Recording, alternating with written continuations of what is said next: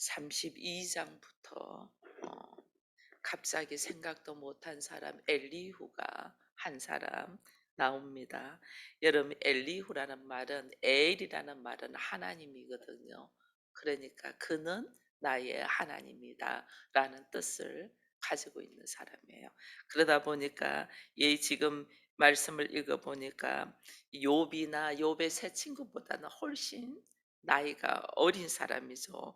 그래서 그동안에 욥과 세 친구가 서로 변론하는 이야기를 쭉 듣고 있다가 그가 하는 말이 "화가 난다." 가만히 듣고 있으려니까 화가 난다. 뭐 나보다 연세가 많으신 분들이기 때문에 내가 계속 듣고 이 참고 있었지만은 이 32장 19절에 이런 말을 해요. "보라 내 배는 봉한 포도주 통 같고 터지게 된 새 가죽 부대 같아." 이 말을 안 하고 가만히 듣고 있으려니까 이게 막 터질 것 같은 거예요. 새 가죽 부대가 터진다는 것은 이걸 뭐 안에서 부글부글 끓었다는 거죠.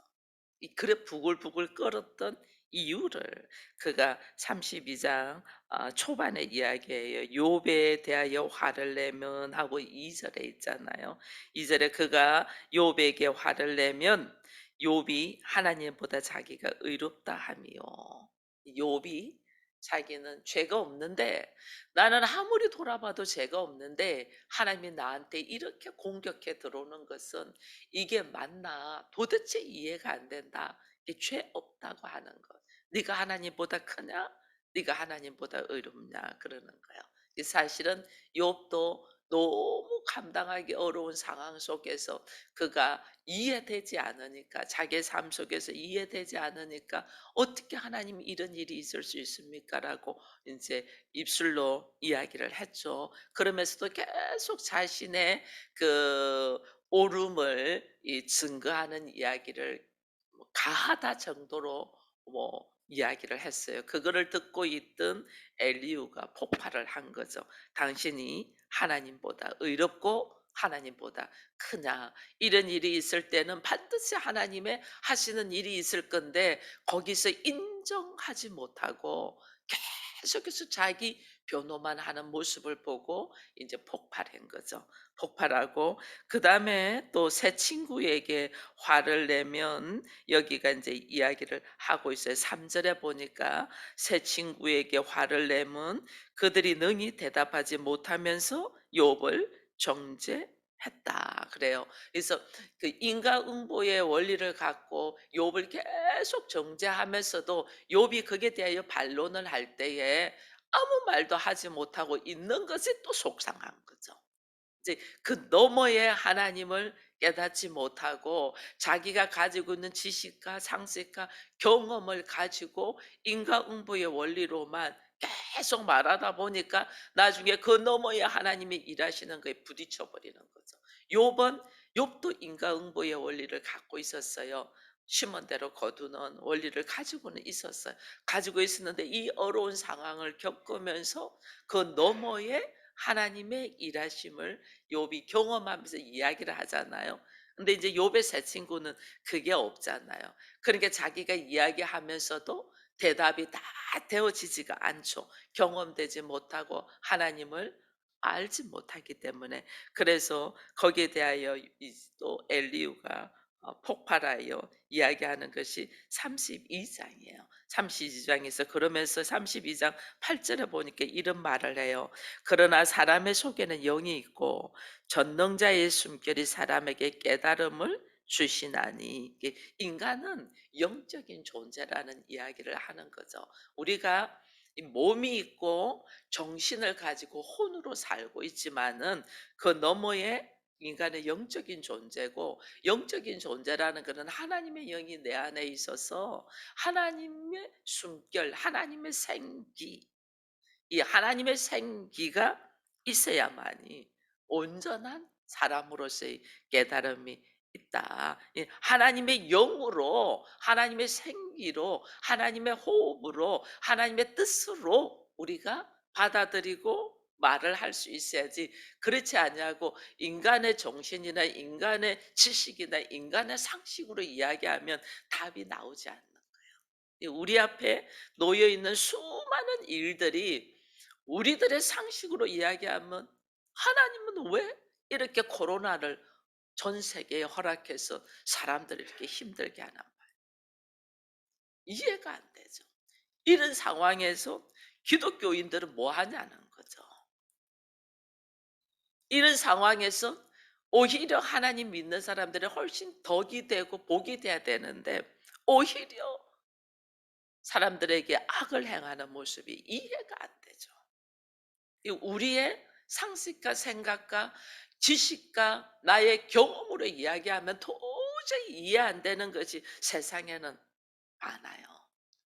하나님의 영으로 하나님의 뜻이 뭔가를 알고 하나님과 호흡을 하면서 하나님과 하나를 바라보면서 숨결로 하나님의 숨결로 하나님의 호흡으로 하나님의 말씀으로 우리가 깨달아 가야지 이것이 보이기도 하고 또 놀라운 하나님의 일하심을 우리가 보게 되는 거예요. 근데 그 이야기를 엘리후가 하는 거죠. 엘리후가 하면서 33 장에서는 이제 욥에 대하여 이야기를 합니다. 욥이 "나는 죄 지은 것이 없다. 나는 결벽하다."라는 이야기를 하는 데서 이제 엘리후가 욥에게 이야기를 합니다. 욥에게 말하는 것이 8 절로 가면 이런 말을 합니다. "그대는 실로 내가 듣는 데서 말하였고 나는 그대의 말소리를 들었다. 이르기를 나는 깨끗하여 악인이 아니며 순전하고 불의도 없거늘 참으로 하나님이 나에게 잘못을 찾으시며 나를 자기의 원수로 여기사 내 발을 차고에 채우시고 나의 모든 길을 감세한다 하나니." 그러면서 12절에 "하나님은 사람보다 크다." 이 당신은 죄가 없다고 결백하게 이야기를 고백을 하면서 하나님이 나를 원수로 여겼어서 나를 이렇게 만들었다라고 이야기를 하는데 하나님은 당신보다 훨씬 커. 그 이야기를 하는 거예요. 어찌 하나님과 논쟁하냐? 어찌 우리가 하나님과 논쟁할 존재냐? 그런 이야기를 하면서 14절 이후에 하나님은 다양한 모습으로 우리에게 말씀하고 있다. 그 이야기를 하는 거예요. 그게 15절에 사람이 침상에 졸며 깊이 잠들 때에 꿈에나 밤에 환상으로 볼 때 꿈이나 환상으로도 하나님은 말씀하시고 이 우리는 이렇게 만나서 대화를 하든지 전화를 하든지 문자를 하든지 뭐 이런 어떤 상식은 하나님은 다양하게 우리에게 말씀한다. 꿈과 환상으로도 이야기를 한다. 그러면서 또 이런 이야기를 해요. 19절에 혹은 사람이 병상의 고통과 뼈가 늘 쑤셔 징계를 받는다. 이언니면 질병 가운데서도 하나님은 말씀하신다. 모든 환경이 하나님은 말씀하시는 건데 우리가 들을 기가 없는 거죠. 여러분 저는 한 번씩 이 영어를 이 어린 시절에는 우리가 영어를 다 공부하고 나름대로 잘 했잖아요. 외국인만 만나면 막 말 붙이고 이야기하고 거기에 대한 재미를 느끼고 뭐 몇 시간씩 대화하고 막 그렇게 했는데 지금은 안 되거든요. 계속 쓰지도 않았고 단어도 생각도 안 나고 뭐 안 돼요. 그러니 다른 사람들이 이야기를 턱 해도 이제 다른 사람 이야기도 나와 사용하는 언어가 다르니까 우리가 못 알아듣잖아요.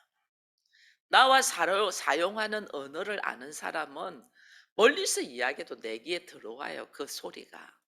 그리고 아주 가까운 사람은 말을 하지 않아도 그 사람의 얼굴 표정만 봐도 그 사람이 지금 무슨 말을 한다는 거 우리가 다 알아요. 심지어 아주 가까운 사람은 이 숨소리 하는 숨소리 이것만 해도 우리가 이 사람의 기분이 뭐다는 거 다 알아요. 그런데 내가 거기에 대한 관심이 없고 언어도 모르고 잘 모르는 사람은 큰 소리로 말해도 못 알아듣잖아요. 뭐 외국인이 말하면 내가 아는 단어 정도 알아들으면서 대충 이야기할까 못 알아듣잖아요. 이게 뭐냐면 나와 관계가 어떤 관계가 있냐에 따라서 우리가 그가 어떤 제스처를 취하고 말할 때 그거를 이해하고 알아듣나예요. 하나님과 나하고 깊은 관계가 있는 사람은 TV 광고를 보면서도 하나님의 음성을 듣는다니까요. 어린아이의 말소리에서도 하나님의 음성을 듣는다니까요.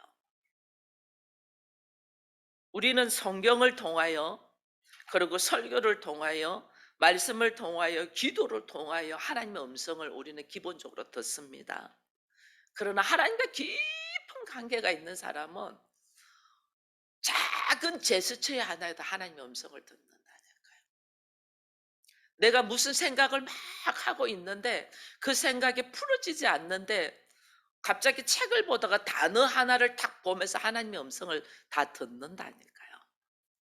하나님은 항상 우리에게 말씀하는데 내가 하나님하고 거리가 머니까 그분의 음성을 못 듣는 거예요. 내 안에 딱 갇혀 버리니까. 내 생각 안에 딱 갇혀 버리니까.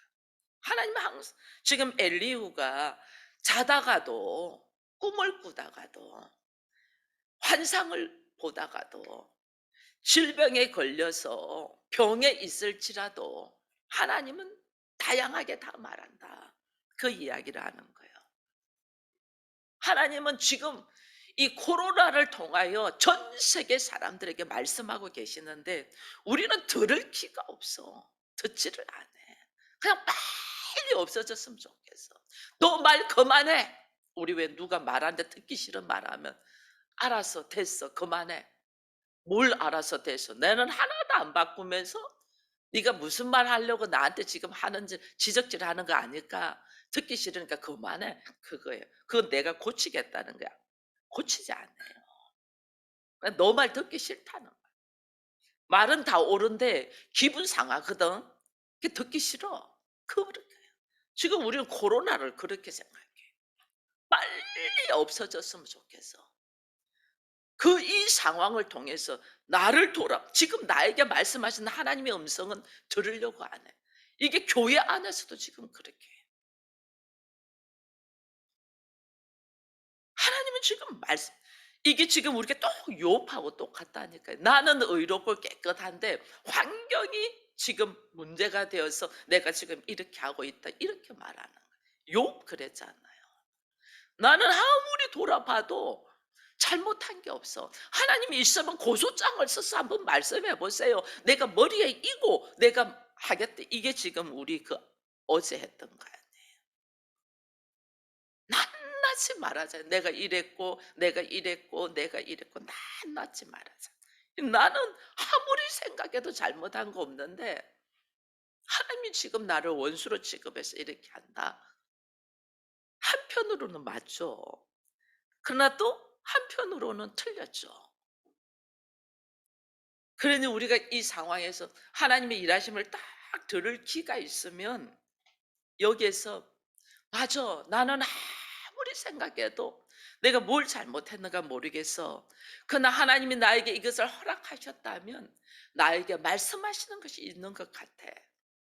그것을 함께 위하여 기도하며 내가 알아가며 하나님의 뜻을 알도록 함께 기도해 줘.' 이렇게 나와야 되는데 계속해서 자기 결백을 주장하는 거죠. 그러니 어느 누구도 하나님 앞에 의롭다 할 사람인데 의인은 없나니 한 명도 없다 했잖아요. 모든 사람이 죄인이 됐잖아요. 그럼 그 모든 사람 안에 내가 포함되어 있은저 하나님은 그렇습니다. 미련하고 무디고 더 더디었어. 내가 무엇을 잘못하고 있는가를 잘 모릅니다. 하나님께서 저에게 말씀하시고자 하는 것을 알게 해 주세요. 이렇게 우리가 바뀌어야 돼요. 그러나 그러지 못하니까 옆에서 듣고 있던 이제 훨씬 어린 사람이 지금 이야기를 하는 거죠. 다양한 방법으로 말씀하시는 하나님을 이야기하면서 지금 욥의 이 상황도 하나님이 자유로운 모습으로 말씀하시는 모습이 아니냐. 하나님 지금 당신에게 말씀하시는 거 아니냐. 그러면서 23절에 만일 일천 천사 가운데 하나가 그 사람의 중보자와 함께 있어서 그의 정당함을 보일진대 하나님은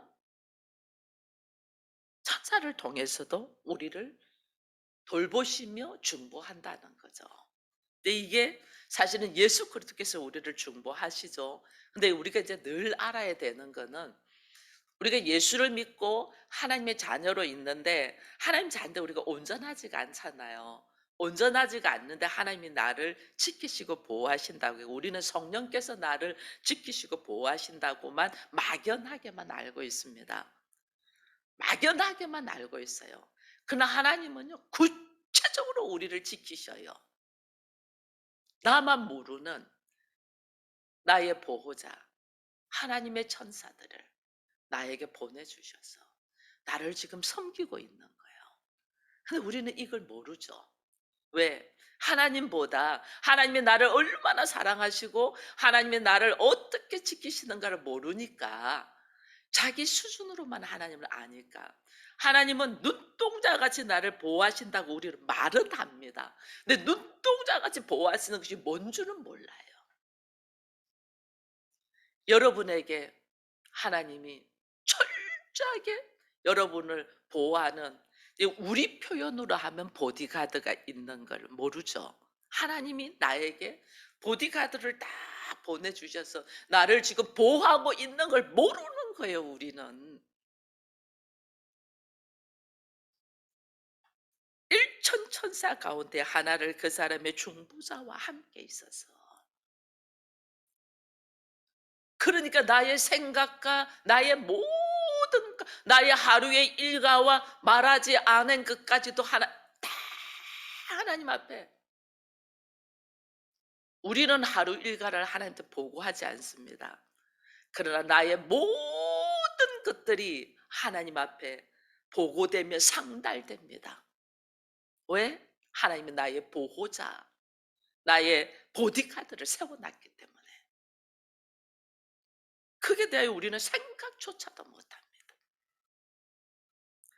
그러고 이야기합니다. 25절 그런즉 그의 살이 청년보다 부드러워지며 젊음을 회복하는 기도를 통하여 나를 지키시는 하나님, 기도를 통하여 나를 다시 회복하실 하나님, 그 하나님 앞에 그는 하나님께 기도함으로 26절에 그랬어요. 그는 하나님께 기도함으로 하나님의 은혜를 베푸사 그로 말미암아 기뻐 외치며 하나님 얼굴을 보게 하시고 사람에게 그의 공의를 회복시킨다.